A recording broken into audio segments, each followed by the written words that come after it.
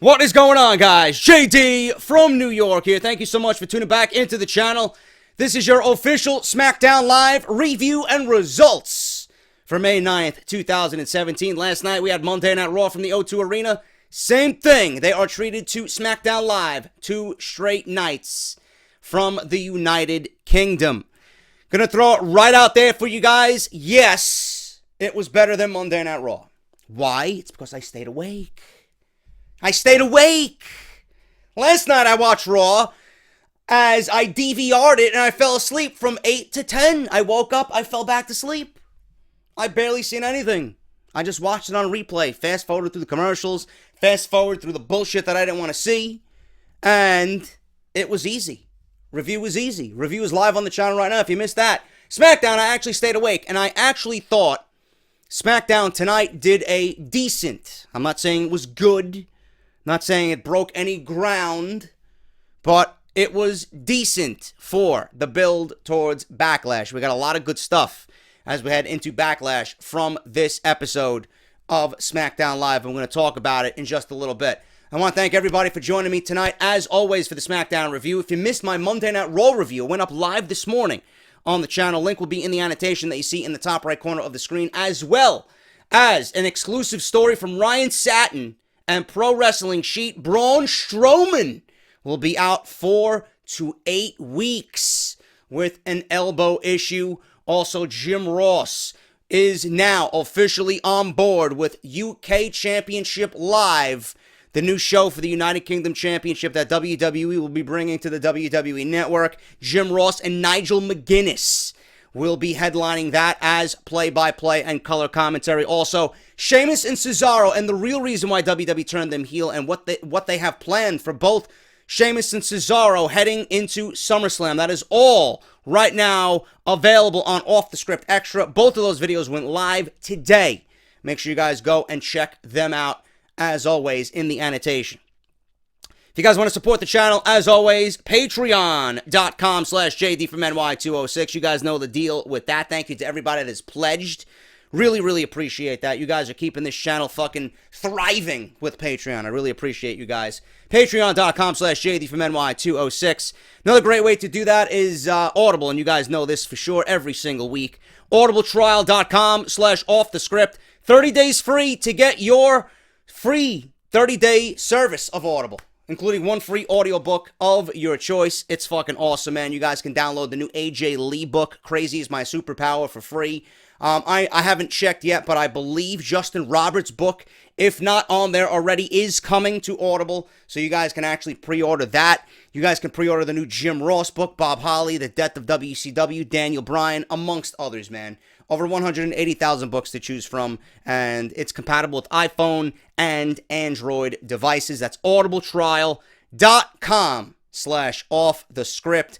Barbershopwindow.com/offthescript for your t-shirts, just like this one, man. The original gray Off the Script logo. Great quality. There's 9 different designs on there, including the hot seller, JD is Negan, up on barbershopwindow.com/offthescript. $19.99. They ship worldwide, and we are an official partner with Pro Wrestling Tees and Barbershop Window. And finally, LootCrate.com. It's trylootcrate.com/offthescript. You guys can, whether you want it for yourself, if you want to buy it for a gift, buy it for a friend, buy it for a child, whatever, man, you guys can use that link, trylootcrate.com. Use my unique link. Use the coupon code at checkout to subscribe to Loot Crate, and use the coupon code JDFROMNY for 10% off. Save yourself some money on Loot Crate, man. Thank you guys for all of that, and thank you for showing love to not only the Patreon, but the sponsors of this very channel. Let's talk about SmackDown, man. SmackDown was a decent show, and right from the beginning, they pretty much set the tone for not only Backlash, but they set the tone for the main event from the O2 Arena in London, England. Randy Orton walked to the ring. He was pretty much on his way to cut a promo in the ring about Bray Wyatt. You know, he lost at Payback, but he said he didn't lose at Payback. And it wasn't because of Bray Wyatt or the damn refrigerator, being that Bray Wyatt shoved a refrigerator on top of Randy Orton inside the House of Horrors. He said it was due to Jinder Mahal sticking his nose where it does not belong. He said where he is from, you actually have to win a match to become champion, and at Backlash, he plans to do that. Jinder Mahal comes down, interrupted Randy Orton. He said he didn't steal anything. He simply took what will be his anyway in 2 weeks. They then showed a photo on the Titantron of him holding the championship belt over his shoulder. He said that he will take the championship back to his people and the great country of India and will erect, just like your fucking mother made me erect last night. Jinder Mahal will erect a statue to pay respect to him. He said people will no longer disrespect him or his homeland. I will cleanse the ignorance with my greatness. I wish we can cleanse the ignorance from WWE. Maybe we would actually get a decent Monday fucking show with Raw. He said at Backlash, a new age will begin. The age of the Maharaja. Whatever the fuck that means. I wish we had a new age of Monday Night Raw. A new age without Vince McMahon. A new age without Kevin Dunn. And what about Baron Corbin? What do you with those tattoos, man? And Sami Zayn? Nakamura? He was there tonight. I couldn't see him, man. I was too busy eating some spring rollers for Nakamura, you know? Whatever, man. You guys know the deal. He said he would now speak to his people, but Kevin Owens clearly didn't want Jinder Mahal to speak to anybody. Kevin Owens interrupted. Owens walked to the stage with his U.S. title around his shoulder. He said nobody cares about the House of Horrors or India. I know there's some people in the comment sections that don't care for India at all. Owens says, don't get excited. Nobody cares about England either. So Kevin Owens being a typical bully heel. You gotta love it. He said he's the new face of America. He gloated about ending Chris Jericho's career. And he said he will end AJ Styles next. Chris Jericho, I'm almost positive that when Jericho comes back from touring with Fozzy, that he's going to pick up that feud with Chris Jericho almost immediately. Which I don't want to see because it's over, but, you know, they left it open with the sneak attack and the way Owens took out Jericho. Jericho's going to come back and seek redemption against Kevin Owens. So it's going to pretty much continue when he does come back from his touring schedule with Fozzy. He gloated about ending Jericho's career. He said Styles' career will be next. He said he will go on to then be the face of not only America, but the WWE. He repeated it in French because I can. Good on Kevin Owens, man. Styles then came down and said, oh, here we go again. An AJ Styles chant rang out. Everybody was big on AJ Styles. Clear-cut babyface.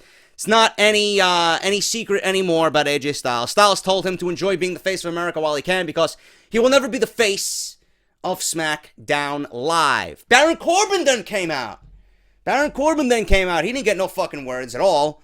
They mentioned that he's coming back from suspension. As you guys know, Baron Corbin was suspended for attacking an official on Talking Smack while attacking Sami Zayn. As Corbin began talking, before he uttered anything out of his mouth, Sami Zayn came from behind and attacked him. So there was a brawl there. Styles, meanwhile, knocked Owens to the floor. Orton went after Mahal, setting up a DDT, you know, the way he usually does off the middle ropes. But the Singh brothers yanked him to safety. The heels gathered at ringside, suggestive, you know, obviously, after everything that transpired here, you got Styles, you got Zayn, you got Orton, and then you got the three heels. You got Corbin, you got Owens, and you got Mahal. Doesn't take a fucking, a brilliant mind to figure out, we got a six-man tag ready for the main event. There you go. It was set up nicely. It did its job. And that was all that there was to it. As far as Jinder Mahal, I don't know what's going on with him. It sounded like he was under the weather tonight. Whatever the case may be. I don't know what's going on with Mahal, but I'm going to be brutally honest with you. And we'll talk about this more as we get to the main event segment of this show. I am still not sold on Jinder Mahal. I am not sold on him in the ring. I am not sold on him challenging for the WWE Championship. They got one SmackDown Live left, and I don't know what they're going to do, but they better fucking hit a grand slam in the bottom of the ninth.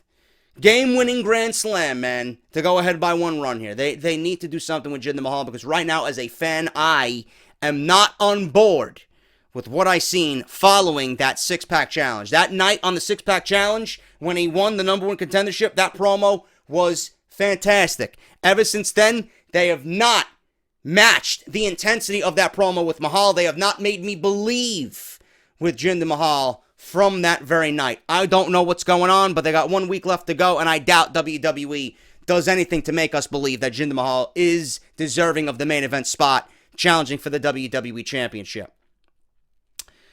We got Tamina, Carmella, and James Ellsworth standing in the ring. We have a match with Natalya with her welcoming committee, which is the worst fucking stable name I think I've ever heard in my entire life. Natty versus Becky Lynch. Towards the end of this match, Natalya yanked Becky with her leg to the mat, covered her for a 3 count, but there was some bullshit that happened on the outside. There was a big scuffle on the outside. The entire welcoming committee was battling it out with Naomi and Charlotte. Charlotte tried to drag Naomi away. It was ridiculous. Becky Lynch got caught up in the whole commotion on the outside. She grabbed the top turnbuckle. She climbed the top turnbuckle. Natalya yanked her off the top rope, and it was over just like that in 3 minutes. So, I don't know what's going on here, man. The SmackDown roster right now, as far as the women go, and the storylines that they're providing us, are actually worse than what Monday Night Raw is doing. It's amazing how the Superstar shakeup has really shook up both women's divisions. Raw, though they're not great, but they're giving us something different, and it's refreshing. SmackDown Live, it just reeks of we don't know what to do with these women at all, and it really feels like something that would be done on Monday Night Raw on SmackDown Live. I'm not enjoying it whatsoever. Let's get past this period. They're clearly setting up a big 6-man tag for Backlash. And that's all we can really gather from this women's feud right now. You know, Charlotte is reluctant on teaming because she wants the women's championship. Becky's trying to be the cheerleader here and get everybody on board, you know, because she knows that there is dissension between Naomi and Charlotte. It's ridiculous. It really is ridiculous. I'm not enjoying it whatsoever. And please, the welcoming committee has got to go. It's gotta go. It's 4 weeks now that Charlotte's been on SmackDown Live, and we're still welcoming her to SmackDown Live with the welcoming committee. Give me a fucking break. Seriously. You know, you can see a double cross coming from Charlotte a mile away. I don't know if they're really gonna go ahead and go full force with her babyface run, but you can see that Charlotte is seething. I don't want to like anybody. I'm reluctant of teaming with everybody. I just want the women's championship. So, I don't know what they're doing here, but if they are really going to build towards the biggest match that they can do at SummerSlam, it's going to be heel Charlotte versus babyface Becky Lynch at SummerSlam. That's just me. That's just me. But I'm not enjoying anything with the women right now on SmackDown Live. I am enjoying Naomi. I will say this. I am enjoying Naomi's work, but as far as a whole, I'm not enjoying anything from the women on SmackDown Live. We have the second edition of the Fashion Files here that aired on this week's SmackDown. Last week was fucking fantastic. Last week was actually one of the best segments of the whole fucking show. This week, Tyler Breeze and Fandango were dressed up as Sherlock Holmes and a London police officer, which was fantastic. They were investigating a crime. They were blaming the Uggos. I'm going to start calling people Uggos from now on. AKA the Usos, for spilled paint on the floor with red handprints all along the backstage area. Breeze says that he doesn't get it because the Uggos, whom they called, who are the Usos, he calls them the Uggos, haven't worn face paint in months. They heard a loud noise from behind one of the doors in the backstage area, and they busted it open. It was the Ascension pretty much getting hyped for their match, because it was the Fashion Police going 2-on-2 in a tag team match against the Ascension. And then they said that qualifies as the most character development given to the Ascension yet. Breeze says, I'm getting too old for this shit, or something to that extent. I thought he actually said, I'm getting too old for this shirt, but it looked like, or it sounded like he said, I'm getting too old for this shit. But whatever they're doing with the Fashion Police, this needs to be an every week segment, and I've been stating it for months, and you guys know because you've been watching me. There is an untapped potential with Tyler Breeze and Fandango. Fandango is fantastic in his role. Tyler Breeze is one of the best that they have in that ring on SmackDown Live. You put them together in this tag team, and you let them run, which they were over in England And they will be over if you give these guys television time because it is infectious. I'm enjoying what they're doing. If they continue to push these guys, they will get over. And at this point, I would love to see the Fashion Police as the new SmackDown Live Tag Team Champions because they have personality and, like I said, there is untapped potential there that WWE doesn't even know exists. If you give these guys a run with the titles and you continue pushing them the way that you do, they will get over because they are entertaining and they're showing it to you second straight week now. I love it, and it should be a regular thing on SmackDown Live. Luke Harper versus Erick Rowan. I discussed this on Off the Script. There were rumors going around that they might pair Luke Harper and Erick Rowan as a tag team again and really start back at square one. Tonight, we got Erick Rowan versus Luke Harper, and you know what? It was the complete opposite of what we were thinking. Luke Harper is great at what he does. He's fantastic. We all think he deserves a push. Tonight, Erick Rowan beat Luke Harper clean. I don't know why, and it was in vein of Matanza from Lucha Underground. It was like a fucking Wrath of the Gods spinning power slam that Erick Rowan delivered to Luke Harper. I don't understand that. Why did this match even take place? Seriously, what was the reasoning for these two to fight? And what was the reasoning behind Erick Rowan winning? I don't get that. Is this going to be a thing now? This is the best that you could come up with. Well, Luke Harper's been floating around. He was in a main event level feud and then dropped out of nowhere. Erick Rowan's been floating around doing nothing. So, all right, they're former tag team partners. Let's put them together on SmackDown Live in a match one-on-one. Who gives a shit? Who gives a shit? This means nothing to either man. And I stand by what I said. Erick Rowan would be best if they bring in Crazy Steve and have that be a tag team on SmackDown Live. Luke Harper should be going for the United States Championship. I would love to see Luke Harper challenge for the United States Championship and in a feud with Kevin Owens. I don't understand that. Why is this on our TVs and why is WWE wasting our time with this, especially giving Erick Rowan a win when it means nothing in the end? I don't get it. Absolutely dreadful why Luke Harper lost a one-on-one match against Erick Rowan, who's been given nothing to do whatsoever. Dolph Ziggler made his way to the ring. Finally, we were going to get another confrontation between he and the artist known as Shinsuke Nakamura. Ziggler sounded fantastic tonight. I was eyes wide open for Dolph Ziggler. He called the fans hypocrites. He says it's been 8 years, but it seems like 12 that he's been coming to the ring and doing what he does better than anybody. He says he's held multiple titles, including the world title. He's headlined pay-per-views. He said, by the way, titles, okay, you want to throw that out there, titles instead of the word championship. Remember when Braun Strowman said title shot on Monday Night Raw and Vince McMahon ripped into him? Dolph Ziggler said titles and not championships. He says, I'm a movie star. Do any of you appreciate me? I appreciate you, Ziggler. I think you're great. He says they treat him like a contagious disease. No. We don't treat you like a contagious disease. We treat Monday Night Raw and Roman Reigns like a contagious disease, bro. Come on. We love you, bro. Monday Night Raw is the disease, not Ziggler. He says they do cheer for someone, Nakamura, right? Nakamura chant broke out. He said he's never had one match on SmackDown Live, and the crowd chanted NXT, right? He's like, yeah, this will be edited out, bro. Don't worry about it. I died laughing.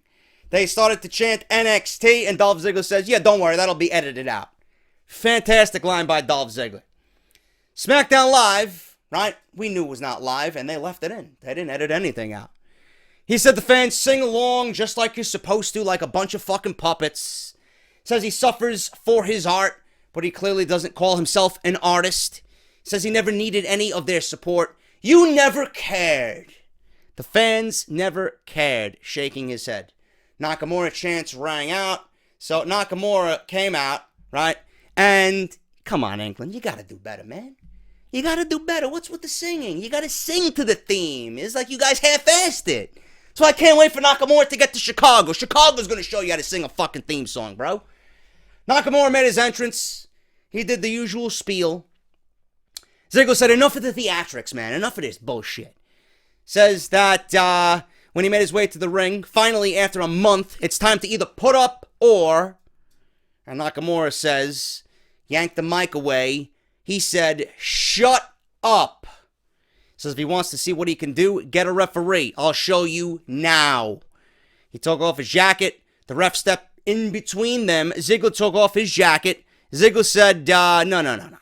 We do this when I say so, in typical heel fashion. He said he'll expose him for the fraud that he is at Backlash in Chicago.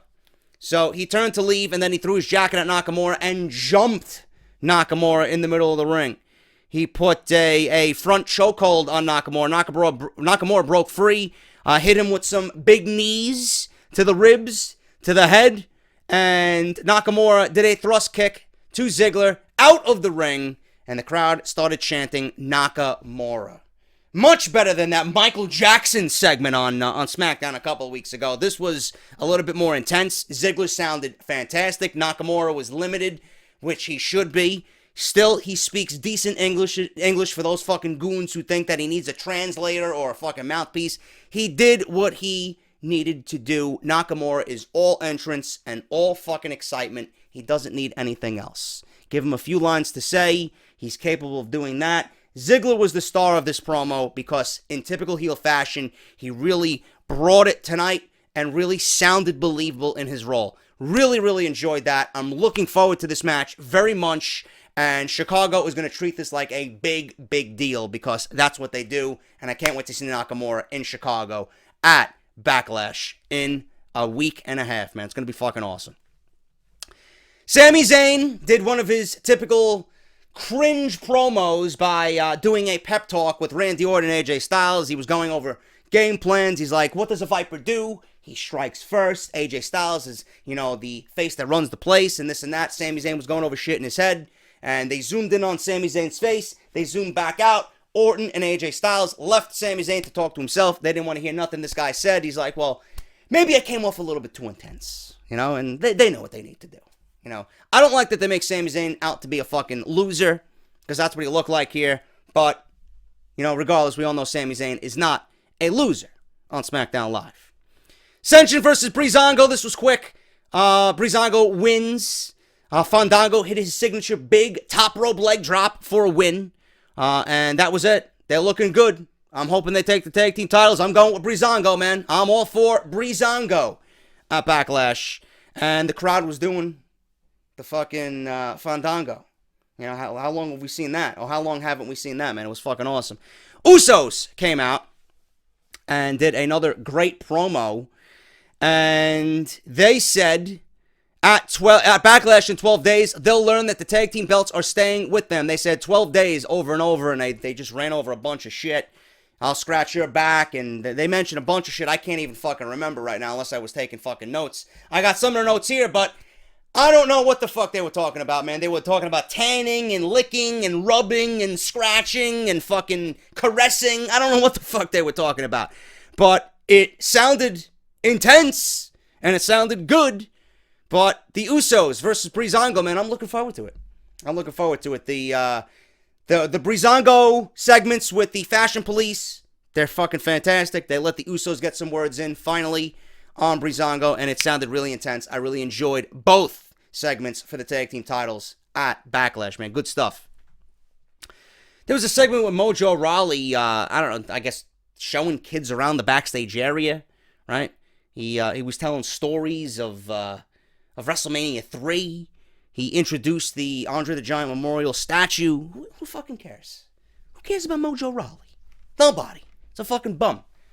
Anyway, they went from that, and Rusev is saying, listen, I haven't heard back from SmackDown management. I haven't heard from Shane. I haven't heard from anybody. I haven't heard from Daniel Bryan.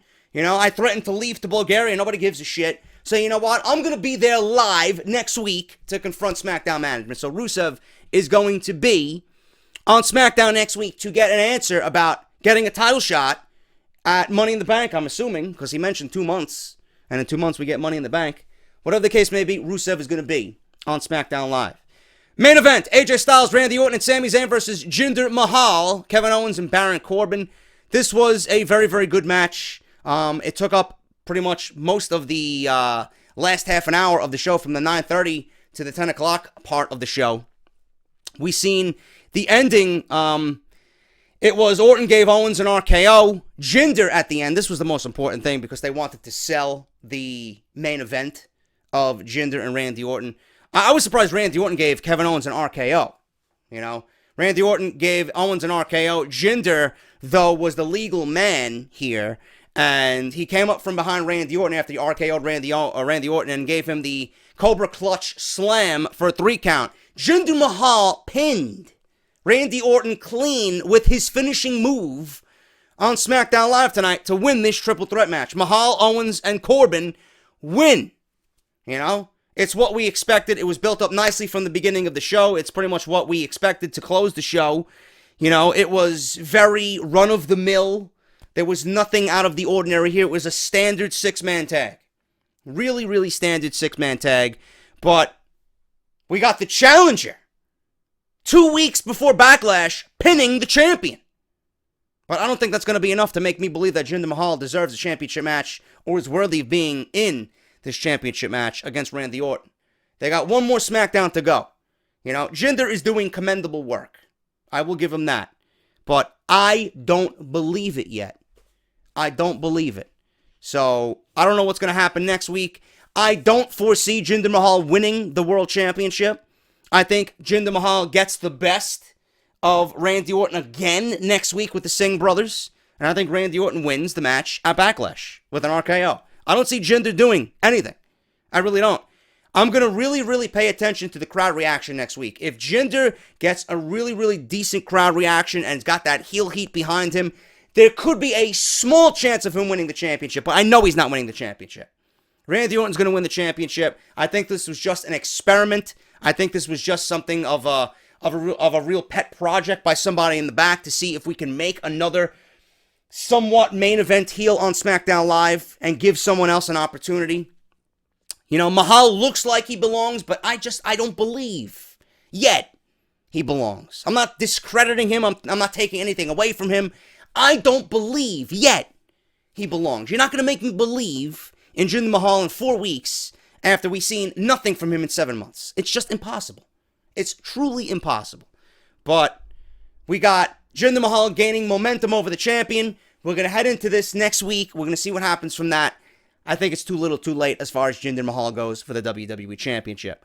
But that was SmackDown Live. It was a decent show. Much better than Monday Night Raw. I actually stayed awake, and there was some very, very good segments on tonight's show. All in all, decent show from SmackDown, as always, proving why they are the much better show compared to Monday Night Raw. If you enjoyed the video, hit that thumbs up. Subscribe, as always, hit the bell for the notification. Follow me on Twitter, at JDFROMNY206. Patreon.com/JDFROMNY206. We got barbershopwindow.com/offthescript. Audibletrial.com/offthescript. And then trylootcrate.com/offthescript. Thank you guys so much for everything. I'll see you guys tomorrow night live for Out of Nowhere with Joe Cronin. Also, an NXT review. If I have any other news, you'll probably get an Off the Script extra earlier in the day as well. I am JD. Thank you guys for everything. Hit that thumbs up, and I'll see you tomorrow for more great WWE content. Have a great night. I'll see you guys tomorrow, man. See you later.